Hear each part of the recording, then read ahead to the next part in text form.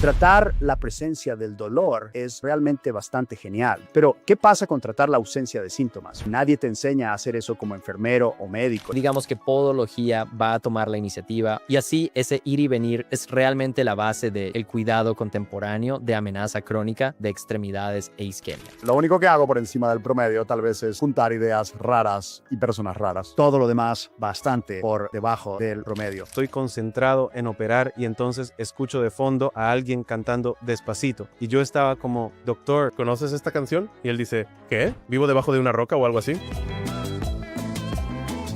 Two vascular surgeons walk into a bar and come out with a podcast. We are talking everything vascular and not. Welcome to the Life of Flow podcast. The following podcast is not relating to my teachings and work at Del Cedar Medical Center and is for entertainment purposes only. Bienvenidos a otro episodio del podcast Life of Flow. Hoy tuvimos el honor y el placer de tener a David Armstrong en nuestro programa. David es profesor de cirugía podiátrica en la Escuela de Medicina Keck de la Universidad del Sur de California. Y hoy tuvimos una gran discusión sobre su trayectoria de vida en el mundo de la prevención de amputaciones y cómo se ha convertido esencialmente en una entidad viral en múltiples lugares del mundo, tanto digitalmente como en persona. Y pensé que sus palabras eran interesantes e inspiradoras. Y sin más preámbulos, vamos a profundizar en ello. Bienvenidos una vez más a otro episodio del podcast Life of Flow. Me acompaña mi amigo, mi Flow amigo, el doctor Lucas Ferrer, cirujano vascular aquí en la ciudad de Austin, y su servidor Miguel Montero Baker, ahora en Austin, pero practicando en Houston. Y hoy tenemos un invitado súper especial, un mentor, una inspiración y un gran amigo de muchas maneras. Y llegaremos a esa historia cuando lleguemos a ella. Pero el doctor David Armstrong es profesor de medicina podiátrica, cirujano podiátrico. Bueno, por supuesto, ya sabes, es casi como esas personas que no necesitan presentación. Así que, David, bienvenido al podcast Life of Flow. Estoy seguro de que has oído que tenemos miles de millones de seguidores y este es un proyecto muy famoso. Todo el mundo lo conoce, así que gracias por ser tan amable. Flow, amigos, es un placer absoluto. Oh, sí, ¿no te gustan los salsaísmos o no? Él estaba, te diré que MMB ahí, a tu izquierda, no a tu izquierda política, sino a tu izquierda física. Fue inculcado con todos nuestros salsaísmos hace muchos, muchos años. Así que tenemos Tobin Flow, Domingos, Flow Amigo, ¿sabes? Tosa Nostra también. No terminan. Cada día él inventaba uno nuevo y era simplemente muy genial. Estoy notando que acabas de hacerte una prueba de tolerancia a la glucosa oral con esa Coca-Cola que tenías. Bueno, ya sabes, no es solo una Coca-Cola, es una Coca-Cola mexicana. Así que es esencialmente 40 cucharadas de azúcar y sí, vamos a quitar eso. Concentrado, sí. No sé quién dejó eso, probablemente alguien haciendo un podcast antes que nosotros, porque nunca probamos productos azucarados. De todos modos, David, tú y yo llegamos a cada uno. Sabes, nos conocimos, quiero decir, 2000 y probablemente 2009, 2010, ya que me topé con una oportunidad fenomenal. Como joven cirujano vascular me gradué en Costa Rica, estuve en Alemania y luego surgió esta nueva oportunidad porque la Universidad de Arizona había abierto un programa integrado de cirugía vascular. Y entonces esta posición fuera del match estaba allí y a través de Luis León me contactaron con Joe Mills. ¿Has entrevistado a Luis ya? No lo he hecho, no. No, bueno, ahí lo tienes. Eso podría ser una cosa completamente separada. 100%. Esa es una gran idea. Tendremos que tener a Luis aquí. Él tiene Mucho más. No sé si ya has entrevistado a Mills, pero Mills, aburrido, Luis. monótono. Sí, eso es lo que quiero decir. Finalmente fui a la universidad en Nueva York después de haber crecido en los proyectos. Yo, al crecer con él, al crecer en su oficina y con mi mamá también ayudando, vi que, sabes, yo esto había hecho tanto por mi familia y que quería en última instancia devolver el favor. Aunque estaba pensando en hacer muchas otras cosas, curiosamente esta pequeña área humilde, el pie, se volvió realmente atractiva, porque en ese momento vi que había muy pocas especialidades en medicina o cirugía donde alguien podía entrar con dolor y salir sintiéndose mejor. Vi eso desde el principio, y para alguien que le gusta la gratificación instantánea, bueno, eso era espectacular.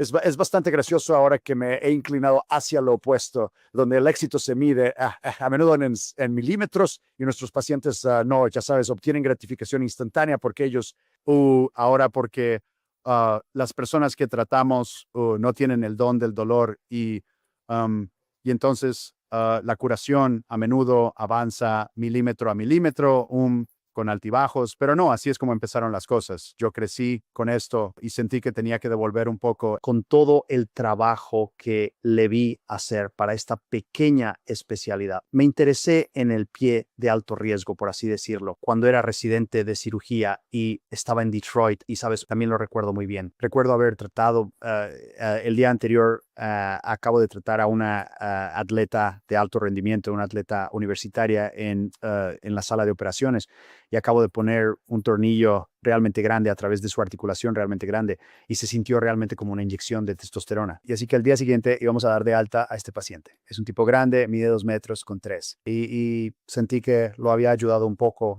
incluso siendo solo un interno, ya sabes, girando un tornillo y así que lo llevamos a nuestra clínica y mientras esperaba que se desvistiera para su vendaje, para poder cambiarlo y luego dejarlo ir y darle el alta.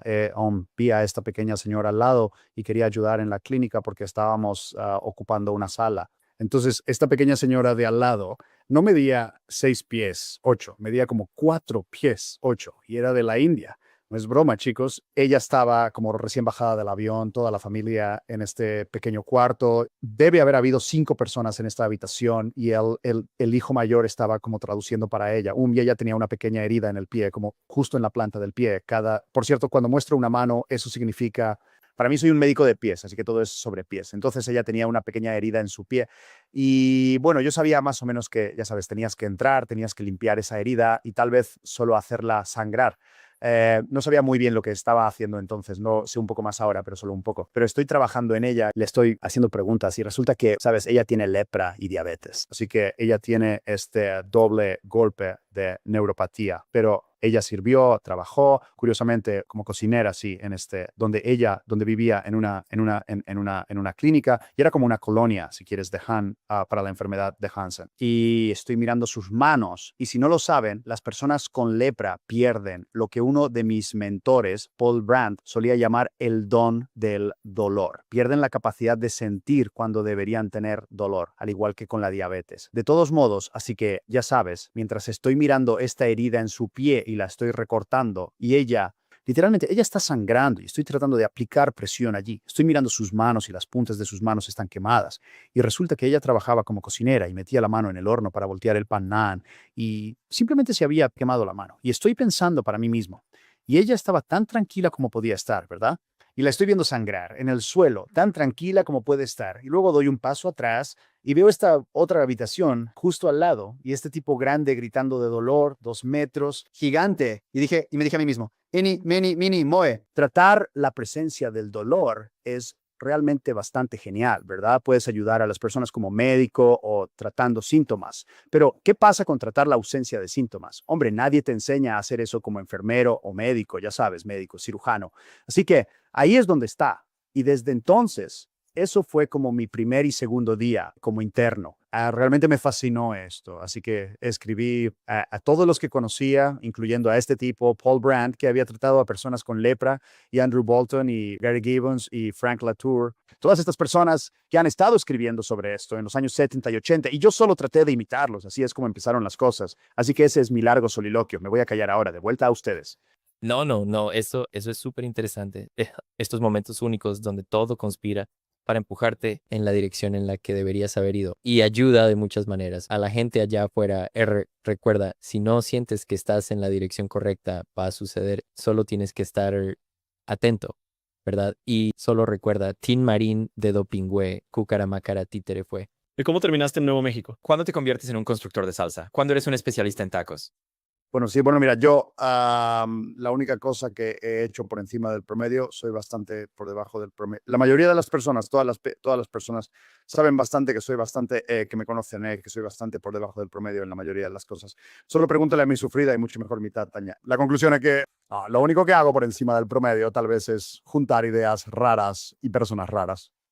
todo lo demás bastante por debajo del promedio. Pero en esa nota, después de Detroit, estaba pensando en volver a trabajar con mi papá y quieres hablar de Tim Marín, de Dopingüe otra vez. Sabes, mi padre tenía esta práctica espectacular. Quiero decir, cualquiera que tuviera algo de sentido común diría, especialmente porque eso es lo que me atrajo a entrar en este tipo en esta área como las artes de sanación, por así decirlo, fue mi padre y literalmente ya habíamos hecho un pago inicial de esta casa, Tanya y yo, sí, cerca de donde crecí en Santa María, y era un lugar hermoso. Y recibí un fax. Esto fue cuando los faxes existían. Y era un anuncio para esta beca en la Universidad de Texas, en San Antonio, y no muy lejos de donde están ustedes. ¿Sabes? No sabía mucho sobre el doctor Harkless, Larry Harkless, pero sabía que San Antonio tenía una alta tasa de diabetes y esto era un tipo de beca de preservación de extremidades para diabéticos. Y después de hablar con Tanya, dijimos, vamos a intentarlo, démosle un año.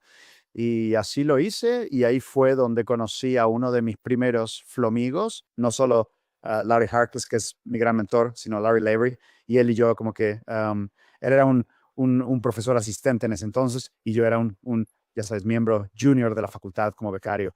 Y vaya, pensé que iba a enseñar a estos paletos cómo hacer todo esto, porque acababa de hacer como 2 o 3 mil casos como residente. Fue increíble todo el volumen que hicimos, pero vaya, me di cuenta de que estos tipos ya habían olvidado más de lo que yo sabía. Lavery y yo no nos llevábamos muy bien en absoluto, porque yo pensé que había escrito 3 o 4 o 8 o 9 artículos y ya como residente, y yo, pero él ya estaba, sabes, bien encaminado, pero los dos realmente nos sumergimos en esto juntos como frenemies.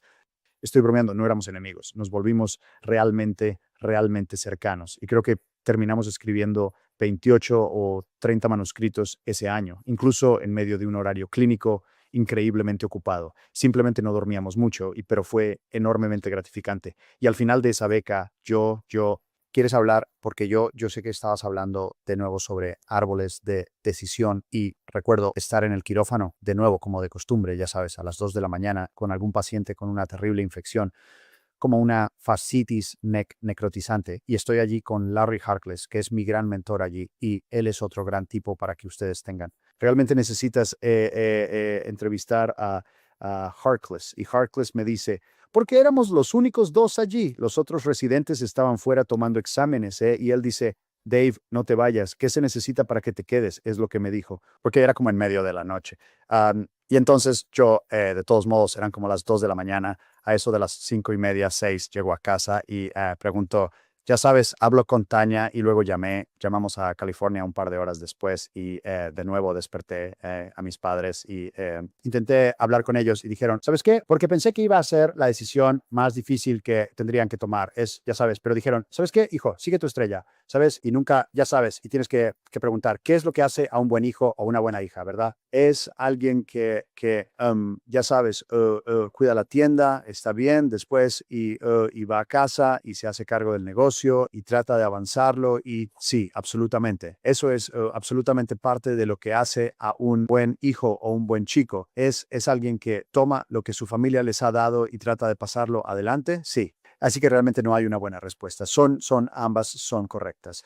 Sabes, afortunadamente mis padres en ese momento, sabes, esto es, ya sabes, hace 30 años más o menos, dijeron, sabes, inténtalo. Y eso fue, ya sabes, hace bastante tiempo, pero nosotros lo hicimos. Así es como las cosas empezaron a despegar.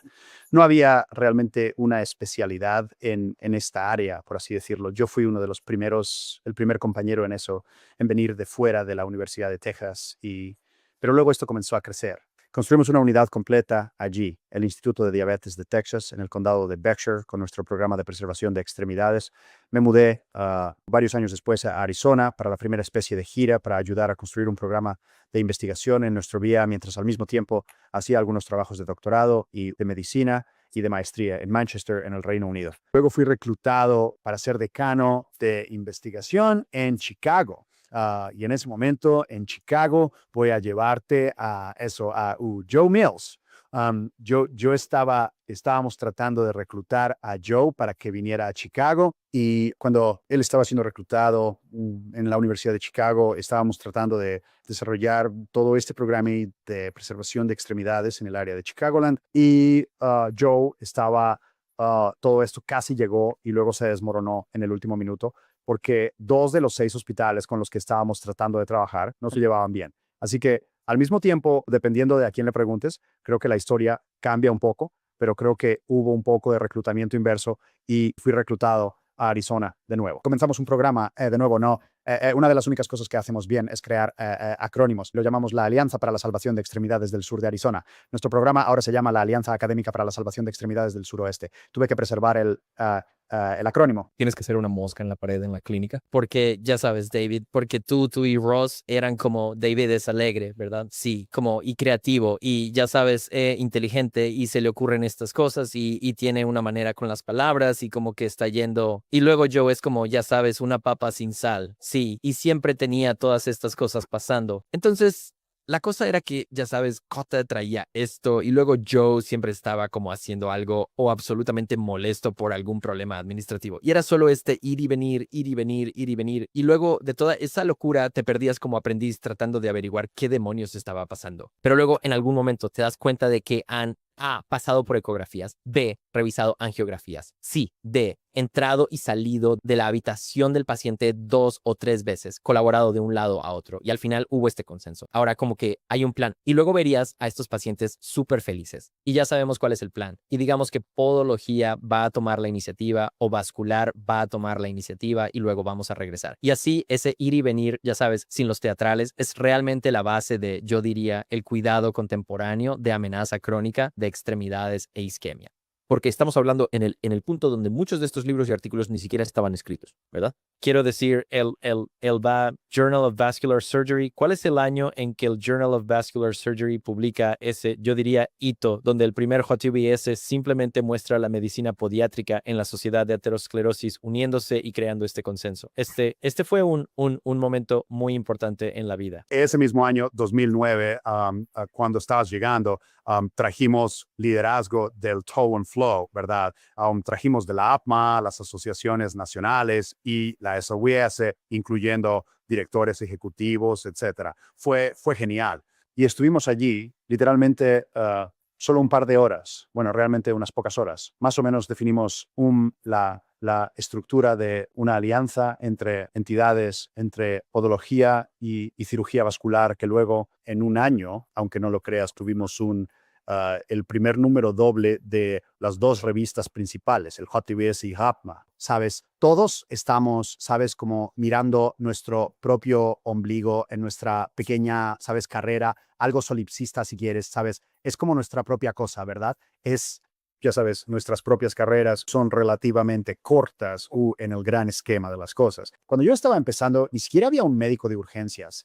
No había médicos de manejo del dolor, no había hospitalistas, como los llamamos, o medicina interna hospitalaria. En aquel entonces, al principio, era más fácil, conceptualmente más fácil decir, simplemente cortémosla y terminemos con eso. Simplemente para el cirujano, para el médico, decían, simplemente terminemos con esto. Para la mayoría de nuestros pacientes probablemente no sea el mejor tratamiento. Reunir a las personas es como sucede eso. Voy a contar una historia en defensa de la no insipidez de Joe Mills. Estábamos en Texas Children's. Como adolescente había recibido un disparo en la rodilla de lado a lado y tenía una lesión venosa. Así que estábamos allí explorando. Estábamos operando. Y esto fue en el momento en que salió Despacito, ¿verdad? Así que estamos operando y luego estoy concentrado en operar y entonces escucho de fondo a alguien cantando Despacito. Y levanto la vista y Joe Mills está cantando Despacito. Y yo estaba como, Doctor Mills, ¿conoces esta canción? Y él dice, ¿qué? ¿Vivo debajo de una roca o algo así? Y luego, supongo que una pregunta es, entonces, tú estuviste allí al inicio de la naciente de un programa de preservación de extremidades. ¿Cuál es la estructura de un programa moderno de preservación de extremidades? Bueno, creo que ahora hay modelos que la gente puede copiar, ¿verdad? Y luego pueden mejorarlo localmente y partir de ahí. Puede ser, aunque en los Estados Unidos la podología y la vascular son realmente ideales para unir en esto, si quieres hablar del mínimo atómico de los clínicos, Obviamente puedes rodear eso con otros clínicos que están cuidando a estos pacientes, como obviamente diabetología, como enfermería excelente, enfermeras gestoras de casos, protecistas, ortesistas, médicos de enfermedades infecciosas, medicina física y rehabilitación, terapia física y ocupacional, salud conductual, dietistas, por supuesto. Pero lo que estamos viendo ahora es que esto podría ser, ya sabes, podrías tener personas clave que son diferentes, completamente diferentes, especialistas. Hay algunos excelentes donde hay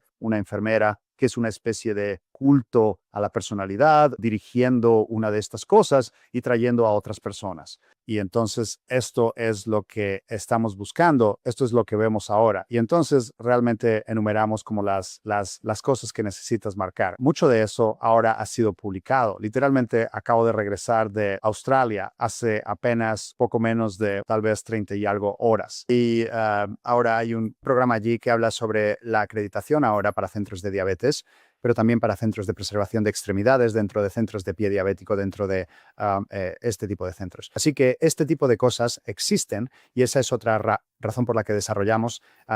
Estábamos hablando brevemente antes de comenzar sobre ALPS, la Sociedad Americana de Preservación de Extremidades.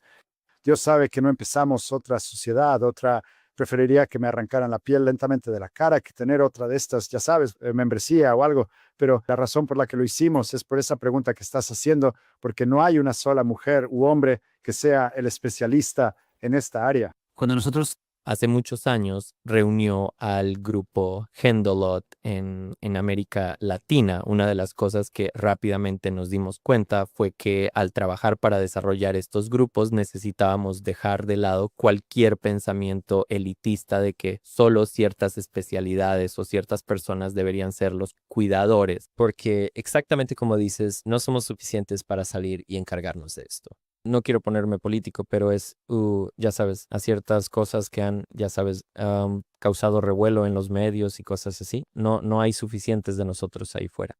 Y incluso dentro de los cirujanos vasculares, no hay suficientes cirujanos vasculares interesados en hacer esto. Tienes razón. Y sí, hay situaciones donde tienes una mujer o un hombre que dirá, casi siempre es un hombre que dirá, ¿sabes qué? Yo no hago eso, pero tú tampoco deberías hacerlo. Eso me parece tan ridículo, ¿sabes? Quiero decir, especialmente cuando es como correcto, especialmente si es lo correcto. Y claro, ¿ves eso en algunas áreas? Sí, pero, ¿sabes? Tienes que tener, sé un poco felizmente ignorante de ese tipo de cosas y sigue trabajando. Y tú entiendes esto y nunca perderás en última instancia si lo haces por el paciente, ¿verdad? Y es casi como un proverbio. He reconocido en estos últimos 2 años de mi vida han sido, ya sabes, de autoexploración, transformación, reinventándome. Con suerte, sin autoinmolarse. No. He intentado hacerme esta pregunta, ¿sabes? Muchas veces es que, ¿qué podemos hacer además de hablar de esto? Porque esto es... Mi esposa dice, déjame explicar el círculo de conferencistas. Son los mismos tipos que van por el mundo hablando de las mismas cosas cada vez. Y la respuesta es prácticamente eso. Lo has clavado en el... Ella dice, son los mismos tipos que...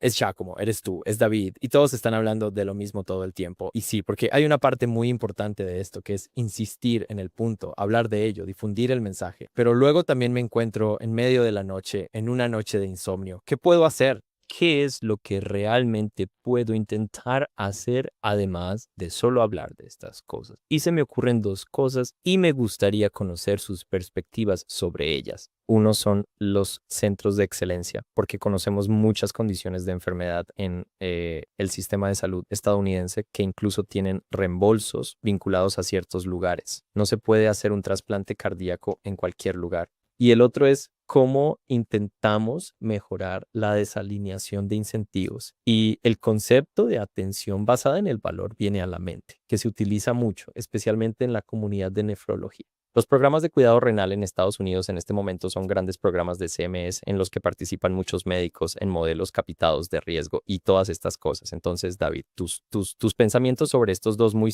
centros de excelencia y los potenciales programas de cuidado basado en valor con algunos modelos capitados para la gestión. Sabes, ahora hay criterios para estos centros que existen. ahora adoptarlas en los Estados Unidos todavía necesita hacerse, pero como dije, acabo de llegar de Australia. Estas cosas existen, pero creo que a veces solo tienes que hacerlo. Quiero decir, ¿cómo empieza alguien ese proceso? ¿Sabes? Porque recientemente comenzamos una conferencia multidisciplinaria donde invitamos, y ahora mismo solo es una conferencia. La gente viene, tienen un buen almuerzo, escuchan casos interesantes. La idea es que generará, ya sabes, caminos, generará, ya sabes, algoritmos mejorados y tal, para tener estos resultados de menos amputaciones, menos tiempo de estancia, una mejor experiencia para el paciente, mejores resultados. Entonces, ¿cómo desde un tipo de médico incipiente, sabes, la administración no está tan involucrada?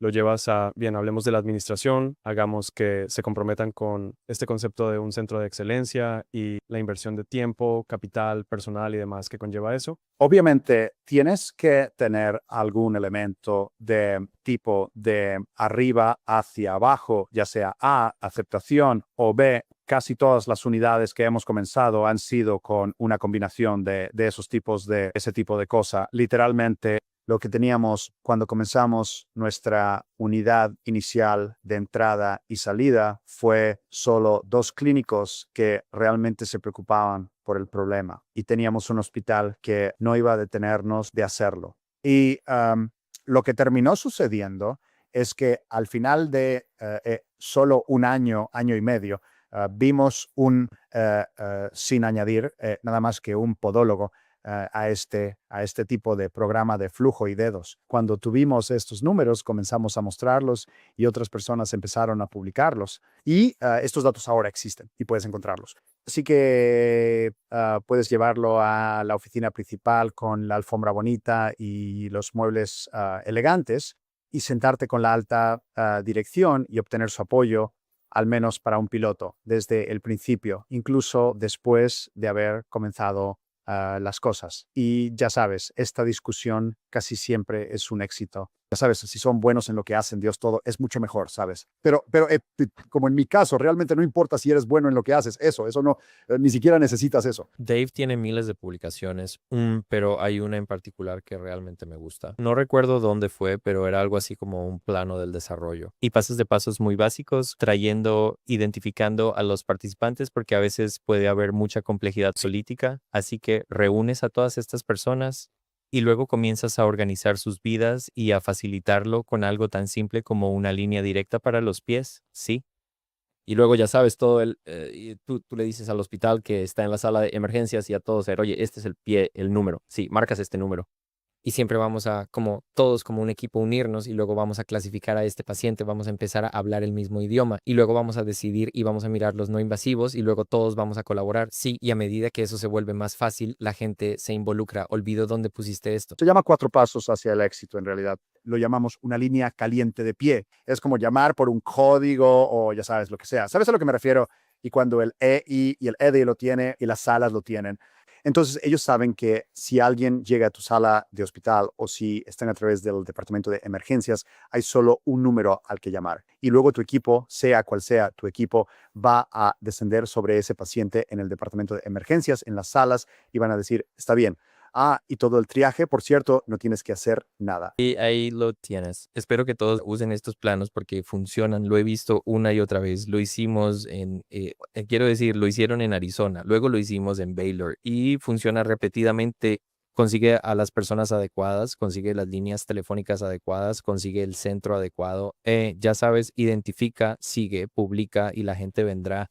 David, quiero ser responsable, razonable con tu tiempo y respetuoso con el hecho de que tienes a tu esposa esperándote como de costumbre. Pobre mujer, siempre esperando a que termines de hablar. Déjame decirte, eres una inspiración para todos nosotros. Continúa haciendo el trabajo porque estamos siguiendo tu ejemplo. Y ojalá la gente allá afuera esté encantada con ALPS. Por favor, ¿cuál es la página web de ALPS para que puedan aprender más y unirse? Creo que es limbpreservationsociety.org. Limbpreservationsociety.org. Solo escribe American Limb Preservation Society. David, muchas gracias por tu tiempo y a todos ustedes espero que lo hayan disfrutado tanto como nosotros. Amigo, es un placer.